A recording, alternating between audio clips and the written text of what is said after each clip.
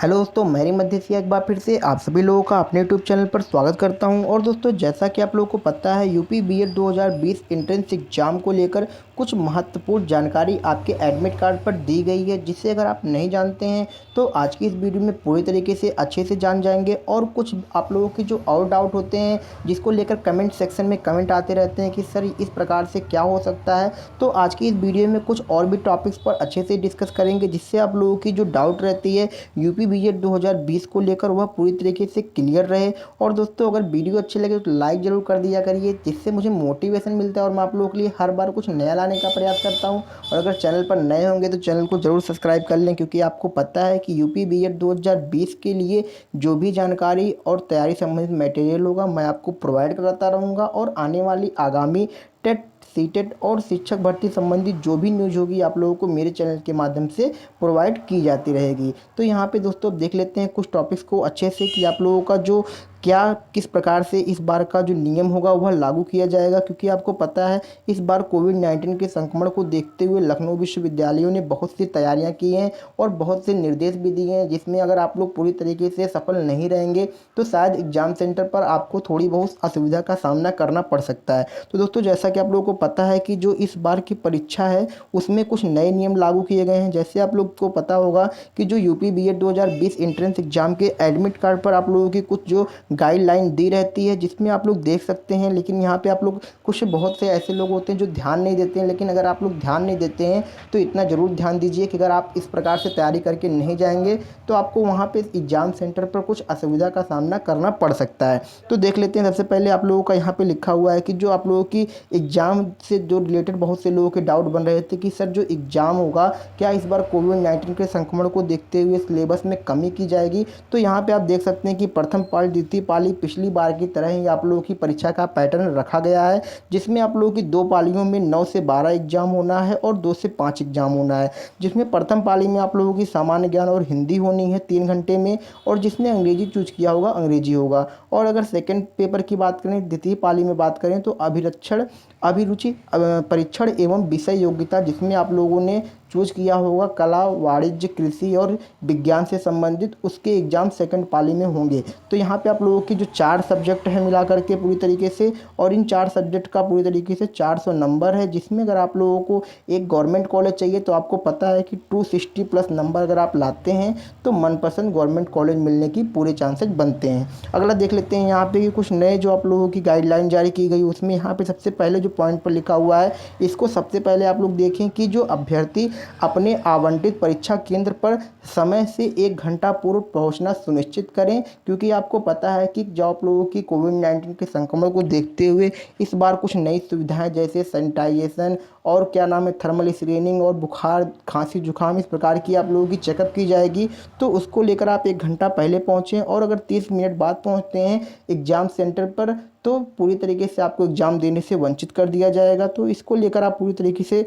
सावधान ज़रूर रहिएगा। और उसके बाद यहाँ पे देख लेते हैं जो आप लोगों की कुछ और भी जो गाइडलाइन जारी की गई है, उसमें उन्होंने जो एग्ज़ाम को लेकर एडमिट कार्ड संबंधित जानकारी दी है, उसको आप लोग यहाँ पे देख सकते हैं कि लिखा हुआ है कि जो अभ्यर्थी होंगे अपने प्रवेश परीक्षा की जो एग्जाम एडमिट कार्ड होगी उसको 2 प्रतियों में, चाहे ब्लैक एंड वाइट हो, चाहे आप दोनों में से किसी एक प्रकार से ले जा सकते हैं। और उस पर एक पर आप लोग अपनी फ़ोटो को चिपका कर बाएँ तरफ लेके जाएंगे, और जिसके साथ परिचय पत्र भी आप लोग लेके जाएंगे, जैसे आधार कार्ड, ड्राइविंग लाइसेंस, पासपोर्ट, मतदाता फ़ोटो, और या फिर उसके साथ आप लोग किसी भी प्रकार से अनिवार्य उसकी जो आधार कार्ड से रिलेटेड रहेगी उसकी भी प्रति लेके जानी पड़ेगी आपको एग्ज़ाम सेंटर पर। और अभ्यर्थी अपने प्रवेश पत्र पर एक फ़ोटो लगी हुई परीक्षा कक्ष निरीक्षक को जमा कर दी जाएगी, जिसमें वही आप लोगों की फ़ोटो होनी चाहिए जिसमें आप लोगों ने फॉर्म भरते समय फ़ोटो लगाई थी। तो ये चीज़ सबसे ज़्यादा ध्यान दीजिएगा दोस्तों कि आप लोगों ने जो फ़ोटो लगाया होगा फॉर्म भरते समय, उसे आप लोग अभी भी जब आप लोगों की एडमिट कार्ड निकली होगी तो उसमें आप लोग चिपकाएंगे, जिससे आप लोग को जो एग्ज़ाम सेंटर पर किसी भी प्रकार से दिक्कत ना हो, कथन निरीक्षक आपकी एग्ज़ाम को जमा एडमिट कार्ड को जमा कर ले। नहीं तो देख सकते हैं यहाँ पे लास्ट में लिखा भी हुआ है कि इसके बिना अभ्यर्थियों को इस परीक्षा में सम्मिलित नहीं किया जाएगा। और अगर आप लोग एडमिट कार्ड पर एग्ज़ाम सेंटर पर जा रहे हैं तो वही फ़ोटो लेकर जाएं। अगर नहीं निकाल पा रहे हैं तो आप लोग साइबर पर जा कर के अपने जो लॉगिन पासवर्ड डाल के वहाँ से आप लोग उसी फ़ोटो को सेव करके आप दोबारा फ़ोटो वही निकलवा सकते हैं। तो आशा करूँगा आप लोग ये चीज़ समझ गए होंगे। इसको आप लोग तैयार करके अच्छे से जाइएगा। उसके बाद आप लोगों को पता है कि 4 नंबर पे देखिए लिखा हुआ है कि परीक्षा में किसी भी प्रकार की ऐसी चीज़ ना लेके जाएं जिससे किसी भी तरह से आपको लगे कि कक्ष निरीक्षक को लगे कि आप नकल के दायरे में हैं। तो इस प्रकार से आप कोई भी चीज़ अंदर ना लेके जाएं। और अगला देख नंबर 5 पॉइंट पे यहाँ पे कि OMR जो आप लोगों की होगी उस पर काले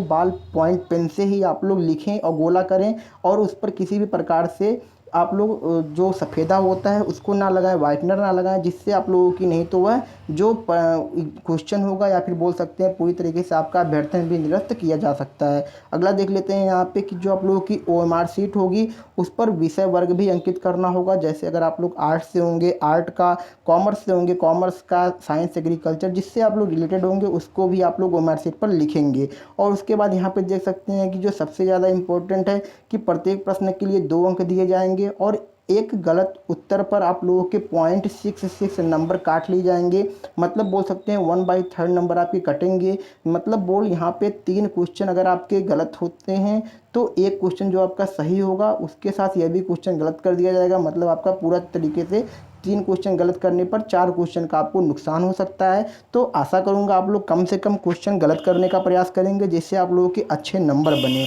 और देख सकते हैं यहाँ पे जो आप लोगों के बहुत से और डाउट थे कि सर पेपर नहीं मिलता तो हम लोग कैसे चेक करेंगे कि हम लोगों ने कितने क्वेश्चन सही किए हैं। तो यहाँ पे देख सकते हैं OMR शीट की जो 3 प्रतियाँ होती हैं उस पर 3 मूल प्रति होती है। एक तो आपकी विश्वविद्यालय जाती है, दूसरी गोपनीय प्रति होती है, तीसरी आप लोगों को दी जाती है जिसमें आप लोगों की जो गोला किए रहते हैं थोड़ा सा अगर तेज़ी से आप गोला करेंगे तो तीसरे तक जाके छप जाती है। जिससे आप लोगों का जो किस क्वेश्चन पर कितने गोले किए हैं आप लोग वो आप लोग लास्ट में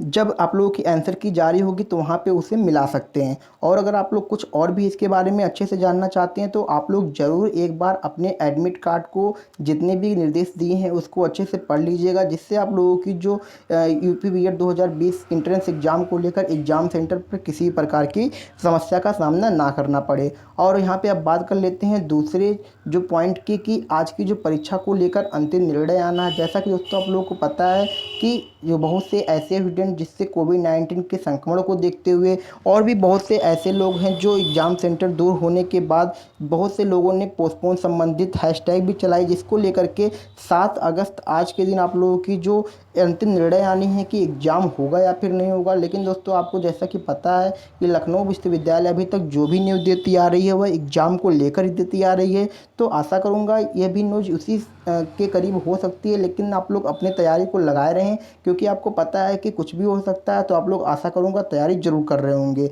अगला देख लेते हैं कि परीक्षा ना दें तो क्या एडमिशन होगा। बहुत से लोगों के कमेंट आ रहे थे कि सर क्या हम लोग अगर परीक्षा देने एग्ज़ाम सेंटर पर नहीं जाते हैं और हमने फॉर्म भरा हुआ है तो क्या हम लोगों का एग्ज़ाम होगा। तो यहाँ पे आपको दोस्तों बता दें कि अगर आपने परीक्षा फॉर्म भरा हुआ है और अगर आप लोग फॉर्म भरने के बाद एंट्रेंस एग्ज़ाम नहीं देते हैं तो आपका एडमिशन नहीं होगा क्योंकि आपका अभ्यर्थन पूरी तरीके से माना नहीं जाएगा जिसकी वजह से आपको किसी भी यूपी बीएड 2020 में एडमिशन की प्रोसेस में नहीं बैठाया जाएगा। अगला देख लेते हैं यहाँ पे कि परीक्षा के बाद जो आप लोगों की कुछ बातें ऐसी याद रखनी चाहिए कि जिससे आप लोगों की जो चीज़ें रहती हैं बहुत से लोगों की डाउट क्लियर रहे। क्योंकि आपको पता है कि परीक्षा के बाद आपको अपनी एडमिट कार्ड को अपने पास रखना होगा और आप लोगों की जो